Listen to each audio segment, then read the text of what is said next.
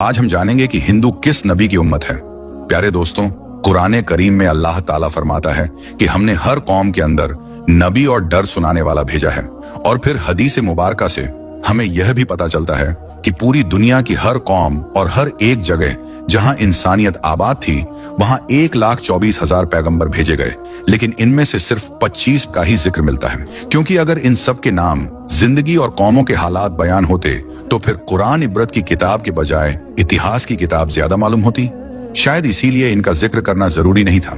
मगर आज हिंदू मजहब के मानने वाले लोगों का दावा है कि उनका हिंदू मजहब मुसलमानों के इतिहास से भी हजारों साल पुराना है और ना ही हिंदुस्तान की जमीन पर कोई नबी भेजा गया। और उनके पास भी कुरान मजीद की तरह कई किताबें मौजूद हैं जिसमें हिंदू मजहब के लोगों का कहना है कि हमारी किसी भी किताब में किसी भी पैगंबर का कोई जिक्र मौजूद नहीं है, जो कि एक बहुत बड़ा झूठ है।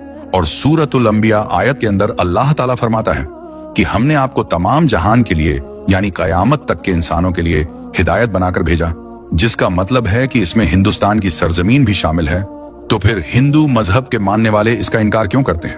अगर हिंदुस्तान की सरजमीन पर कोई नबी वाकई नहीं भेजा गया तो फिर यह कौम कैसे आबाद हुई? आइए इस सवाल का जवाब इतिहास से जानने की कोशिश करते हैं और ऐसे सवाल के जवाब जानते हैं जो तमाम हिंदू स्कॉलर दुनिया से छुपाते हैं।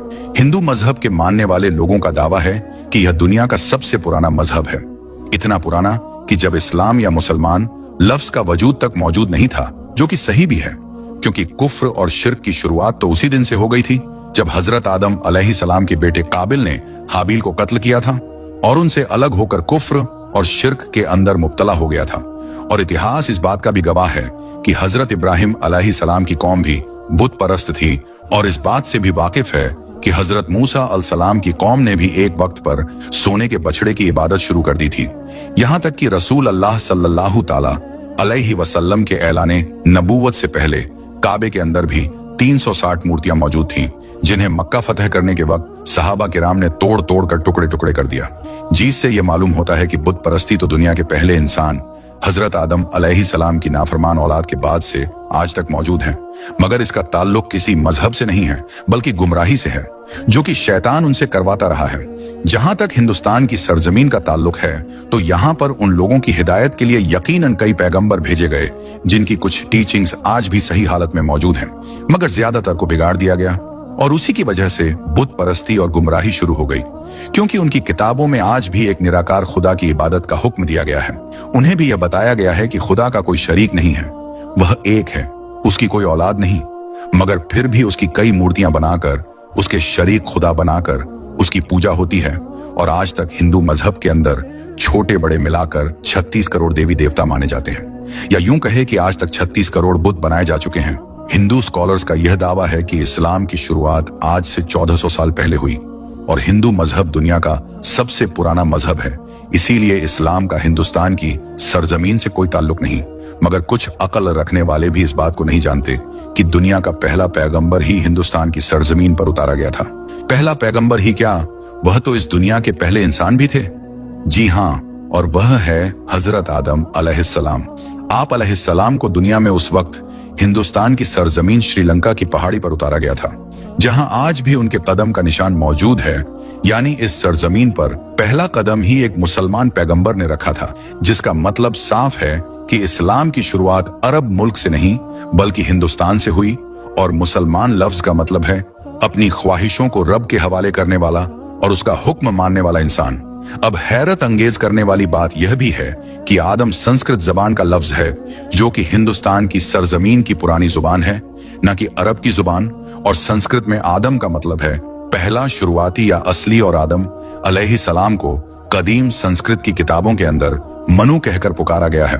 अगर हिंदू किसी तरह से उनके वजूद का इनकार करने की कोशिश करें तो ऐसा बिल्कुल नामुमकिन है, क्योंकि उन्हीं की मुकद्दस किताब ऋग्वेद और पुराण में आदम अलैहिस्सलाम की पैदाइश का जिक्र मौजूद है, बिल्कुल ऐसे ही जैसे कुरान पाक की सूर बकरा में और इसी तरह इंजील में भी आपका जिक्र किया गया है। इसका मतलब अगर इन तीनों दुनिया की सबसे बड़ी नायाब किताबों के अंदर एक जैसी चीजें मौजूद हैं तो इनका सोर्स भी एक ही होना चाहिए, यानी एक खुदा।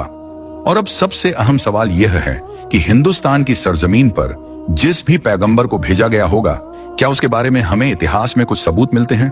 मगर सबसे पहली तो यह बात है कि हिंदू नाम का कोई मजहब इतिहास के अंदर कहीं पर मौजूद नहीं है, और ना ही हिंदू मजहब की किसी किताबों में, और ना ही कोई और आसमानी किताब में यानी तौरात, जबूर और इंजील के अंदर इस हिंदू मजहब का नाम का कोई जिक्र मौजूद नहीं है।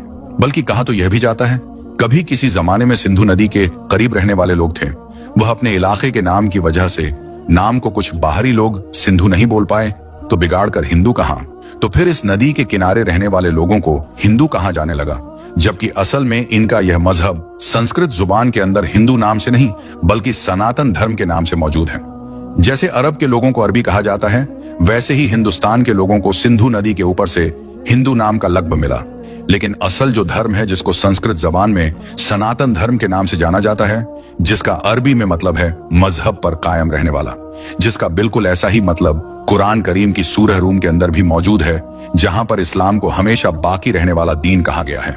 यानी सनातन धर्म का मतलब भी मजहब इस्लाम हो सकता है।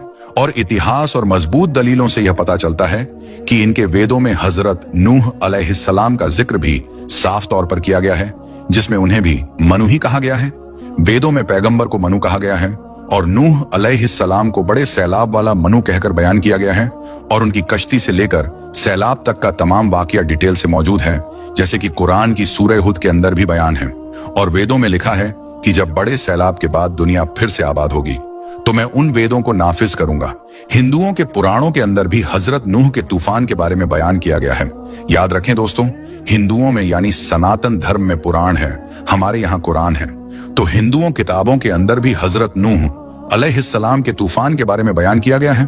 और यह भी बताया गया है कि उस मनु को खुदा ने कश्ती बनाकर उसके अंदर जानदार को सवार करने का हुक्म दिया, जिसके बाद एक अजीम तूफान आया जिसमें हिंदुस्तान की सरजमीन पर जिंदगी को खत्म कर दिया।